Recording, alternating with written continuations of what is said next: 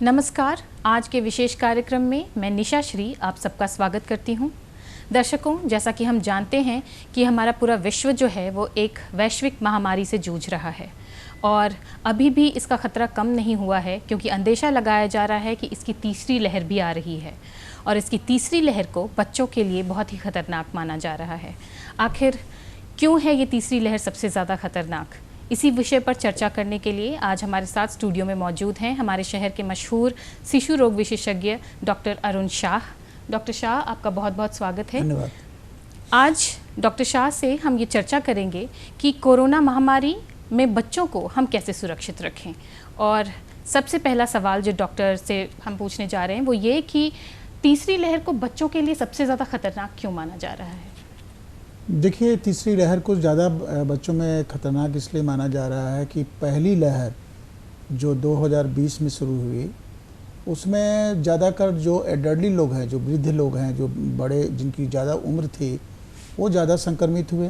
दूसरी लहर में जवान लोग ज़्यादा संक्रमित हुए। अब तीसरी लहर में चूँकि बच्चे की बारी है कि लोग ये समझते हैं कि चूँकि हर एज ग्रुप को हो गया, क्या बच्चा इस बार ज़्यादा संक्रमित होगा। तो ये बात मैं स्पष्ट कर देना चाहूँगा कि ये कि दिमाग की बिल्कुल आप लोग इस पर कोई तरह का भ्रम या भय मत रखिए। बच्चे अगर संक्रमित भी होते हैं तो संक्रमित होकर के वो संक्रमण फैला सकते हैं, लेकिन खुद वो ज़्यादा गंभीर नहीं होंगे, खुद वो ज़्यादा मतलब कि सीरियस नहीं होंगे। उनमें मृत्यु दर लगभग न के बराबर है जैसा कि एडल्ट्स में है, जैसा कि ओल्ड पर्सन्स में है। बच्चों में कुछ कारणों से ये जो वायरस है वो जो लंग्स में जो अटैच होता है वो अटैच नहीं हो पाता, इसलिए बच्चे जो है इससे निमोनिया के शिकार नहीं हो पाते हैं। संक्रमित होते हैं, सिम्टोमेटिक भी होते हैं, माइल्ड सिम्टोमेटिक होते हैं, ज़्यादातर एसिम्टोमेटिक होते हैं, पता ही नहीं चलता है कि उनको इन्फेक्शन भी हुआ है, लेकिन वो संक्रमण दूसरे को फैलाते हैं, लेकिन खुद मतलब कि गंभीर रूप से बीमार नहीं होते हैं। और कोई ऐसी वजह नहीं है कि तीसरी लहर आती भी है तो बच्चे ज़्यादा मतलब कि ज़्यादा गंभीर होंगे और ज़्यादा इसके गंभीर परिणाम होंगे। जी, तो बच्चों में ये खतरा है तो, लेकिन ये जानलेवा नहीं है, फिर भी सुरक्षित तो उनको रखना है। तो डॉक्टर, आपसे ये जानना चाहेंगे कि हम बच्चों को इस महामारी से सुरक्षित कैसे रखें? देखिए, बहुत ही प्रासंगिक सवाल है ये कि बच्चों को हम कैसे सुरक्षित रखें, क्योंकि बच्चों के लिए अभी टीकाकरण नहीं है। बच्चों का टीकाकरण का भी ट्रायल चल रहा है। 18 साल से नीचे वाले बच्चों का हो सकता है अक्टूबर नवंबर में 2 कंपनीज की ऑलरेडी लॉन्च कर रखी है, जिसमें जो ट्रायल चल रहे हैं 5 सेंटर्स में। अगर ये ट्रायल सक्सेसफुल हो जाता है तो इमरजेंसी यूज ऑथराइजेशन के तहत DCGI जो इसको अप्रूव करेगी। तब तक हम कैसे अपने बच्चों को संक्रमण से बचाएं। सिर्फ 2 तरीके से परिवार चाहे तो अपने बच्चों को संक्रमण से बचा सकता है। नंबर 1 कि परिवार में जो भी 18 वर्ष के ऊपर के जो भी लोग हैं, सब लोग अपने आप को टीकाकरण करा करके सुरक्षित कर लें।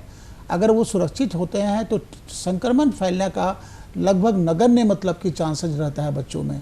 और दूसरा, जो सरकारी जो नियमों का, निर्देशों का पूरी तरह से गाइडलाइंस को फॉलो करें, जिसको कहते हैं कोरोना एप्रोप्रिएट बिहेवियर, यानी मास्क लगाना, 2 गज की दूरी बना के रखना, साबुन से हाथ धोना कम से कम 20 सेकेंड, और भीड़ भाड़ वाली जगहों पर नहीं जाना। और जब तक सरकार निर्देश नहीं दे, स्कूल नहीं जाएं, तब तक आउटडोर एक्टिविटी में रिस्ट्रिक्टेड मूवमेंट करने का। मैं समझता हूं कि अगर हर परिवार अपने जितने लोग हैं, 4 आदमी 5 आदमी 18 साल से ऊपर के लोग हैं, अगर वो वैक्सीन दिला लेते हैं, कोई भी वैक्सीन, चाहे कोवैक्सीन हो चाहे कोवाशील्ड हो, और जो शेड्यूल्ड है, तो आपके बच्चे बिल्कुल सुरक्षित रहेंगे। जी, तो वैक्सीनेशन एक उपयुक्त उपाय है जिससे कि आप अपने बच्चों को और खुद को सुरक्षित रह सकते हैं। लेकिन यहाँ एक और सवाल बनता है डॉक्टर, जो हम देख रहे हैं कि हमारे समाज में वैक्सीनेशन को लेकर के एक तरह की भ्रांति फैली हुई है, तो इस भ्रांति को आप दूर कर दें हमारे दर्शकों की। देखिए, जो भी भ्रांति है और जो भी मतलब कि जो मिथ्स है वो सब बेसलेस है। वो उसमें कोई मतलब कि तर्क नहीं है, तर्कहीन है और आधारहीन है, उसमें कहीं सत्यता नहीं है। मैं ये स्पष्ट कर देना चाहता हूँ कि वैक्सीन बिल्कुल सुरक्षित और प्रभावशाली है। और आज की तारीख में दुनिया में, हिंदुस्तान में 43 करोड़ से ज़्यादा वैक्सीन के डोज दिए जा चुके हैं। 43 करोड़ यानी, और 6.8% लोगों को 2 डोज पड़ चुका है अभी तक। सारी दुनिया में में टीकाकरण का कार्यक्रम बड़ी तेज़ी से चल रहा है। कई देशों ने तो मतलब कि ऑलमोस्ट 70, 80, 90% वैक्सीनेशन कवरेज करा रखा है। कहीं भी कोई वैक्सीन के सीरियस साइड इफ़ेक्ट नज़र नहीं आए हैं। और देखा जाए तो हम लोग कहते हैं ना कि बेनिफिट्स एंड रिस्क, तो हर हालत में इसके बेनिफिट्स यानी इसके फ़ायदे और रिस्क यानी कि इसके जो खतरा, तो बेनिफिट्स जो है रिस्क से बहुत ज़्यादा है। ये हमारी जान को बचाता है, ये हमको हॉस्पिटल से बचाता है, ये हमको वेंटिलेटर से बचाता है। इसलिए ज़रूरी है कि दिमाग में ये बात नहीं रखें कि वैक्सीन किसी भी तरह से भी कोई भी खतरा आपको दिलाने में है। ज़्यादा से ज़्यादा क्या होगा, 24 से 48 घंटा तक किसी को यहाँ दर्द होगा जहाँ से सुई पड़ती है, बुखार होगा, थोड़ा थकान होगा, थोड़ा बदन में दर्द होगा, लेकिन 48 घंटे के बाद वो स्वतः ठीक हो जाता है। मैक्सिमम पैरासीटामोल की टैबलेट खिलानी पड़ती है। और आप सोचिए ना, 43 करोड़ लोग को अभी तक वैक्सीन हिंदुस्तान में पड़ चुका है। 50 से 60 लाख लोगों को रोजाना पड़ रहा है। तो किस तरह की मतलब किस तरह का भ्रम लोगों ने पाल रखा है। आपके मन में भ्रम है, आज ही मतलब कि अगर इसको दूर कीजिए और निकटतम स्वास्थ्य केंद्र में जा कर के अपने आप को सुरक्षित करें।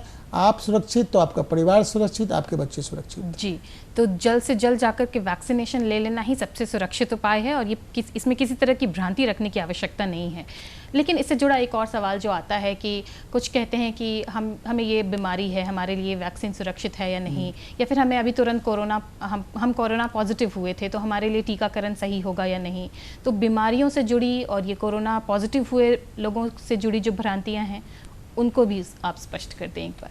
देखिए, ये बहुत लोगों में ये है कि हमको ये बीमारी है, हमको चीनी की बीमारी है, हमको रक्तचाप की बीमारी है, हमको हार्ट की बीमारी है, हमको दमे की बीमारी है, हमको गठिया की बीमारी है, तरह तरह की हमको बीमारी है। लेकिन ये स्पष्ट कर देना चाहता हूँ कि कोई तरह की आपको बीमारी हो, आप अगर दवा खा रहे हैं और आप स्वस्थ हैं, और आप मतलब कि अगर आपको डायबिटीज़ है, हाइपरटेंशन है, कोरोनरी आर्टरी डिजीज़ है, अस्थमा है, आर्थराइटिस है, या यहाँ तक कि कैंसर भी है और HIV इन्फेक्शन भी है, तो भी मतलब आपको वैक्सीन दिलाना है जी। वैक्सीन्स का कॉन्ट्राइंडिकेशन लगभग नहीं है, कोई भी कॉन्ट्राइंडिकेशन नहीं है। एक rarest of the rare contraindication है कि किसी को अगर एलर्जी है किसी भी वैक्सीन्स के कंपोनेंट से, जो कि अभी तक कोई केस सामने नज़र नहीं आया है। इसलिए आप निश्चिंत होकर के, आप कोई भी बीमारी से सफ़र कर रहे हो, आपको निसंकोच वैक्सीन दिलाना चाहिए। किसी तरह का मन में भ्रम नहीं रखना चाहिए। जी, कई बार भ्रम की स्थिति तब पैदा होती है जब कोई पहला वैक्सीनेशन फर्स्ट डोज लगवा लेते हैं और तब अगर वो कोरोना पॉजिटिव हो जाते हैं, तो ऐसी स्थिति में उनको क्या सेकेंड डोज नियम के अनुसार लेना चाहिए या क्या? देखिए, एक बात मैं स्पष्ट कर देना चाहूँगा कि पहला डोज के बाद अगर वो जैसे कि सेफ्टी प्रोफाइल फर्स्ट डोज के बाद दोनों वैक्सीन की सेफ्टी जो इफ़िकेसी प्रोफाइल, इफ़िकेसी जो है फर्स्ट डोज के बाद 30 से 40% है। इसलिए हो सकता है कि आपने संक्रमण के दरमियान ही मतलब वैक्सीन लिया हो, आप मतलब कि 30 से 40% के अलावा जो हैं, जो कि क्योंकि आप ससेप्टेबल हैं, आपको संक्रमण हो गया हो। इसलिए एक डोज से काम नहीं चलेगा, हर हालत में 2 डोज दिलाना है।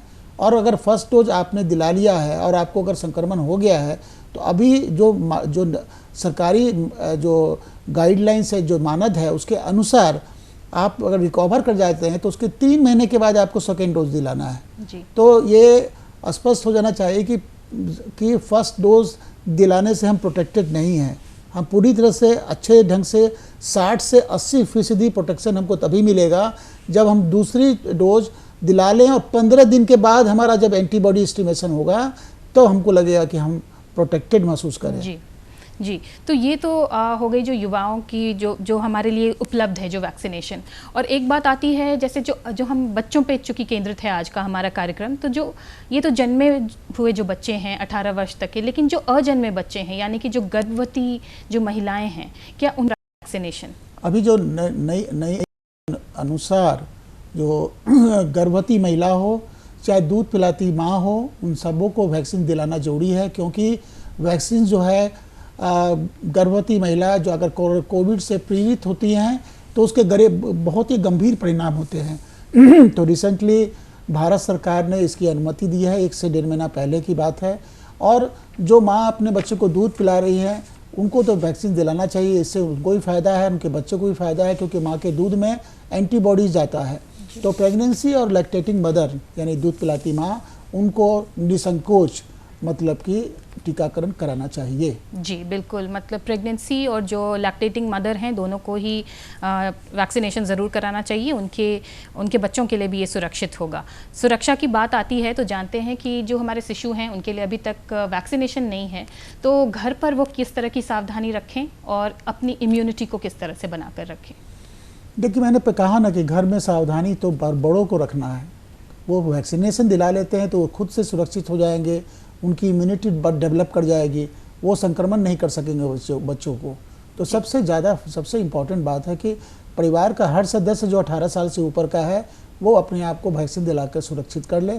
दूसरी बात यह है कि आप घर के अंदर तो मास्क, अभी 2 साल से नीचे वाले बच्चों को वैसे भी गाइडलाइंस नहीं है कि मास्क पहनना जरूरी नहीं है, लेकिन जो माँ अपने बच्चों को दूध पिलाती हैं और माँ अगर कोविड पॉजिटिव हैं वो भी अपने बच्चों को दूध पिला सकती हैं, वो भी बच्चे को दूध पिला सकती हैं, बशर्ते कि सर्टेन गाइडलाइंस जैसे कि मतलब कि मास्क पहन करके, सैनिटेशन, हाइजीन ये सब मेंटेन करके वो बच्चों को दूध पिला सकते हैं, नवजात बच्चों को दूध पिला सकती हैं। बच्चों को जरूरी है कि जो घर में जो फिजिकल एक्टिविटी जहाँ तक हो सके, क्योंकि इसे बाहर जा नहीं रहे, 1.5 साल से वर्चुअल ऑनलाइन क्लासेस चल रही है, तो घर के अंदर जो भी आपके यहाँ संभव है आप मदर फादर को इंटरेक्शन करना चाहिए, न्यूट्रिशियस फूड देना चाहिए, जंक फूड या फास्ट फूड अवॉइड करें, उससे कम इम्यूनिटी काफ़ी कमज़ोर होती है।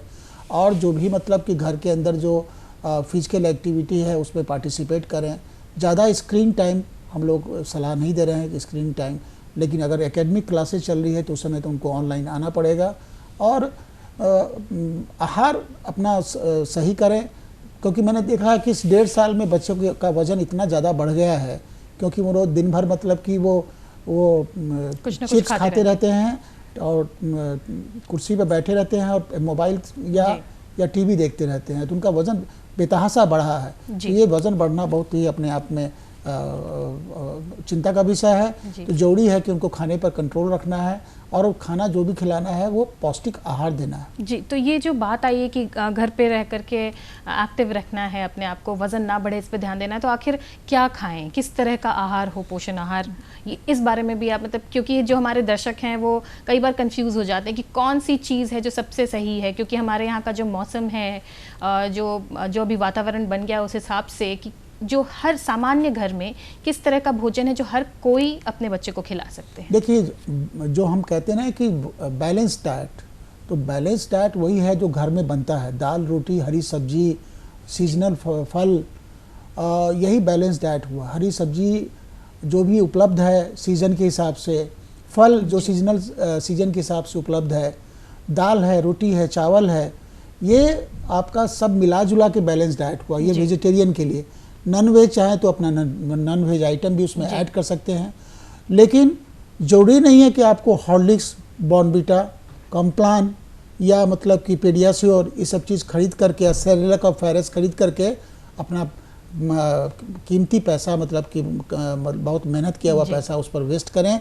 उससे किसी भी हालत में बच्चों के ग्रोथ एंड डेवलपमेंट पर कोई अच्छा असर नहीं पड़ता है। उल्टे हम लोग देखते हैं कि वो जब खा लेता है तो घर का खाना नहीं खा पाता। इसलिए जो घर में उपलब्ध है, जो भी उपलब्ध है, दाल रोटी है, सब्जी है, चावल है, हरी और फल है, यही आपके लिए पूरा न्यूट्रिशियस फूड है। जी, तो यहाँ एक और सवाल बनता है डॉक्टर कि जैसा कि हम अभी जानते हैं कि ह्यूमिडिटी का माहौल है, अभी बिल्कुल ह्यूमिड है हमारा जो वेदर है वो बिल्कुल ह्यूमिड है, और ऐसे में सर्दी खांसी की समस्या बच्चों में देखते हैं। और इसमें सबसे पहले जो हमारे जो घर में जो लोग हैं वो घरेलू नुस्खे अपनाने लगते हैं, जैसे उनको अदरक कूट के खिलाने लगते हैं या कुछ भी। तो ये सब कई बार बच्चों के सेहत पे बुरा प्रभाव भी डालते हैं, तो इससे जुड़ी जो भ्रांति है ये भी आप स्पष्ट कर दें। मेरा मानना है कि अगर बच्चों को सर्दी खांसी है तो घरेलू उपचार ही सबसे ज़्यादा सही है जी। क्योंकि अगर आप डॉक्टर के पास जाएंगे तो तरह तरह की वो दवा लिखेंगे जिसकी कोई आवश्यकता नहीं है। प्रकृति जो है, nature cures most of the disease कहते हैं ना। प्रकृति बहुत सारी बीमारी को ठीक करता है और बहुत सारी बीमारी जो है सेल्फ लिमिटिंग है, अपने आप ठीक होती है जी। इसलिए अगर उसके इम्यूनिटी को बढ़ाने के लिए घरेलू उपचार जैसे तुलसी का काढ़ा है, अदरक है, हल्दी है, ये सब अगर जो मैं अपने प्रैक्टिस में, अपने रोज़ाना प्रैक्टिस में मैं यही कहता हूँ कि अगर सर्दी खांसी हल्की फुल्की है, उसके लिए अंग्रेजी दवा की, सर्दी खांसी की दवा, एंटीबायोटिक्स की कोई ज़रूरत नहीं है जी। आप 4 से 5 दिन वेट कीजिए, 5 दिन में आपका बच्चा ठीक हो जाएगा। हाँ, उनको बताता हूँ कि डेंजर साइन क्या है, जब डॉक्टर से आपको कंसल्ट करना है।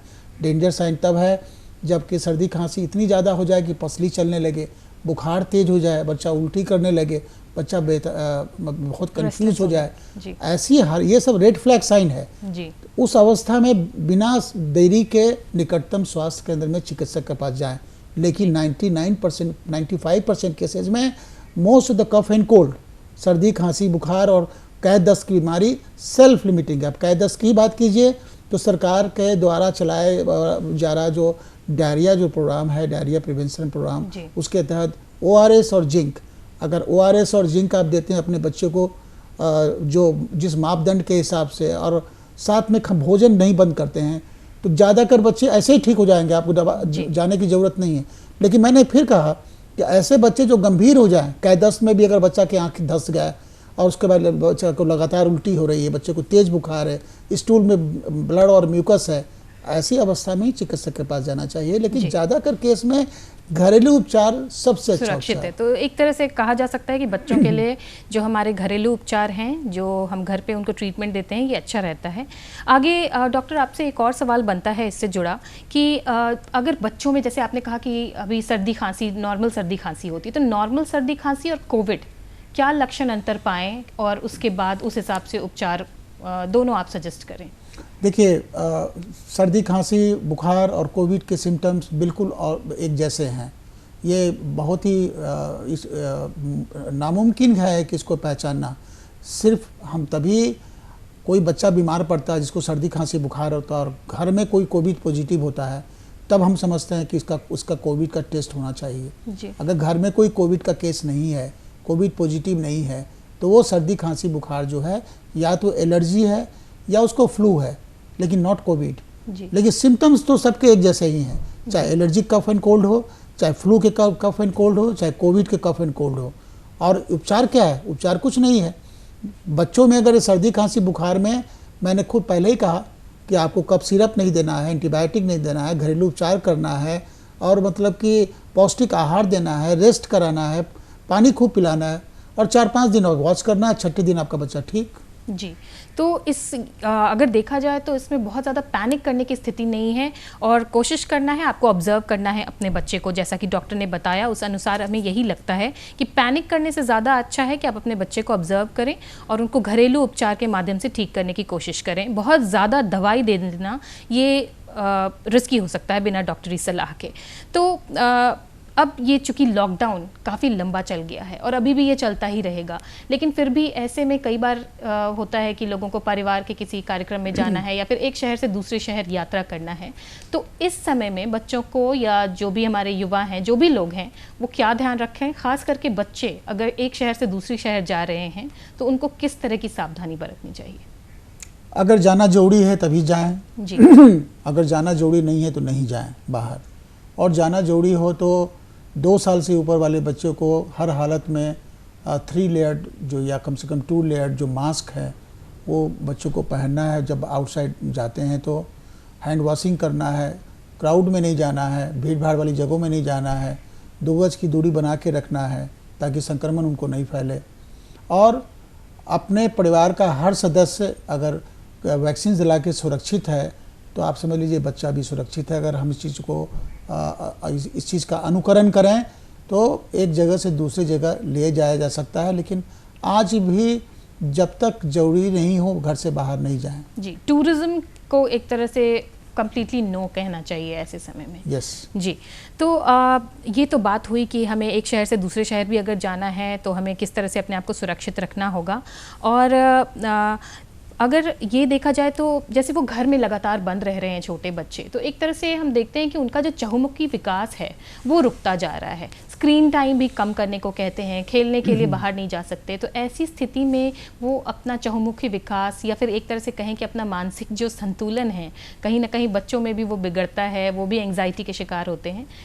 तो ऐसी स्थिति में क्या करना चाहिए, इस बारे में आप हमारे ये बिल्कुल सही है कि 1.5 साल से बच्चा जो है बिल्कुल घर में नज़रबंद हो गया है, और इससे उसके जो physical, mental, emotional growth and development, विकास जो होना चाहिए वो विकास में बिल्कुल निश्चित रूप से बाधा आ रही है।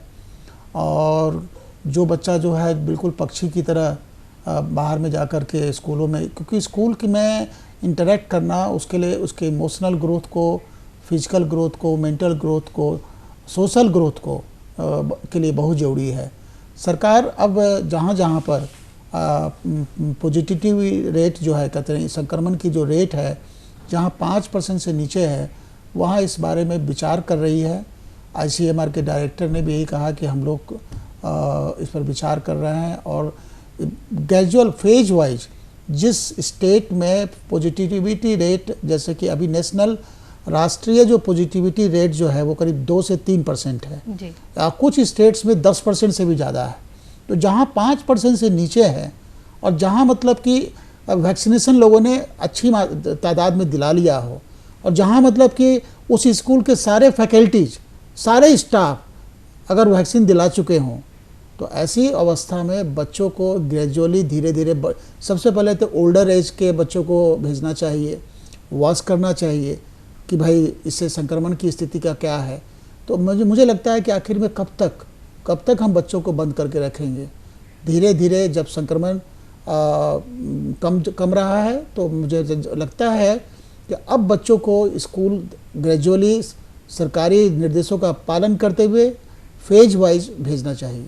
जी डॉक्टर, ये तो हुई कोविड की बात, और जैसा कि हम जानते हैं कि आप काफ़ी एक्टिव रहते हैं, आप एक जागरूक डॉक्टर हैं और काफ़ी एक्टिव रहते हैं अपने आसपास में, समाज में। जैसा कि आपकी सोशल मीडिया से हम देखते रहते हैं कि लोगों के अंदर जागरूकता बढ़ाते हैं किसी भी बीमारी को लेकर के। हमारा शहर जो मुजफ्फरपुर है, एक जो गंभीर बीमारी की चुनौती से जूझ रहा था पिछले कुछ वर्षों से, AES, जिसे कि हम चमकी बुखार के नाम से भी जानते हैं, इस बार उसकी केस हम बहुत कम मात्रा में देख रहे हैं। तो ये बिल्कुल इसमें कोई शक नहीं है कि इसमें आप लोगों का ही प्रयास है।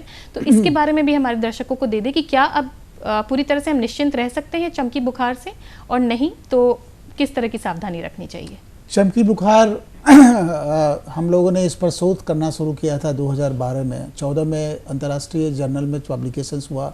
डॉक्टर जैकब जॉन जो डायरेक्टर, ये professor Jacob John retired professor, और he is the world renowned virologist, उनके साथ हम लोगों ने काम किया। और उसके बाद मतलब कि 14 में जाके पब्लिकेशन में हम लोग जो रिजल्ट निकाले कि AES कोई बीमारी नहीं है, ये एक्यूट हाइपोग्लाइसेमिक इंसेफेलोपैथी है।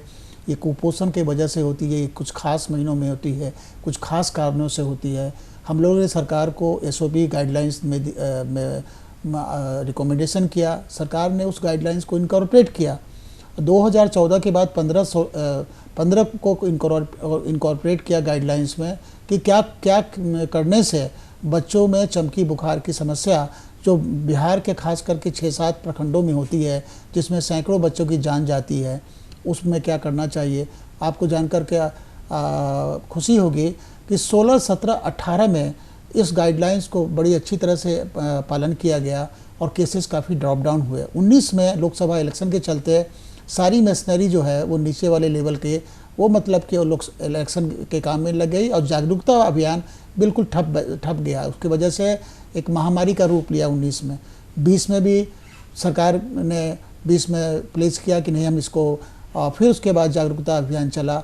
इस बार 21 में हम लोगों ने, खासकर हमारा एक फाउंडेशन चलता है, डॉक्टर अरुण साह फाउंडेशन, हम लोगों ने ये साबित किया कि 5 प्रखंड में हम लोगों ने, जिसमें कि सैकड़ों गांव और लाखों लोग की तादाद में जो लोग हैं, उनको हम लोगों ने जागरूकता के तहत ऑटो से, बिहाइंड बिल से जा कर घर पर मतलब कि एड्रेस किया कि तुमको ये चीज़ करना चाहिए ताकि तुम्हारा बच्चा चमकी बुखार से पीड़ित नहीं हो।